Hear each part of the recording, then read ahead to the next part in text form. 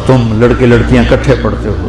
ہمارا culture boy friend girl friend نہیں ہے، ہمارا کلچر نکاح ہے اور حیا ہے اور پاک دامنی ہے. ہم وہ نہیں ہیں جن کو ہم خود تراشتے ہیں منازل کے سنگ میل. ہم وہ نہیں ہیں جن کو زمانہ بنا گیا. اپنی عزت کی، اپنی ناموس کی، اپنی چادر کی، اپنے دامن کی حفاظت کرو.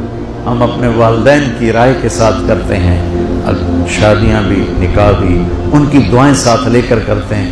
اس کلچر نے کوٹ نکاح تک لڑکوں کو پہنچا دیا، اور کوٹ کے نکاح 99.9 کیا 110% ناکام ہوتے ہیں.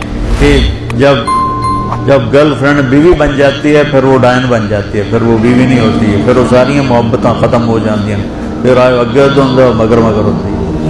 تو وہ محبت جو شادی کے بعد پیدا ہوتی ہے وہ اصل محبت ہوتی ہے، وہ اصل پیار ہوتا ہے. ہماری لائف میں گرل فرینڈ بوائے فرینڈ کوئی کلچر نہیں ہے.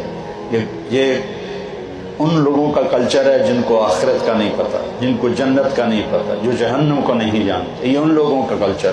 اللہ نے ہمیں پاکیزہ زندگی دی ہے. نکاح پاکیزہ زندگی ہے. نکاح اس کے علاوہ کوئی ریلیشن شپ وہ میرے اللہ کو ناپسند ہے، میرے نبی کو ناپسند ہے.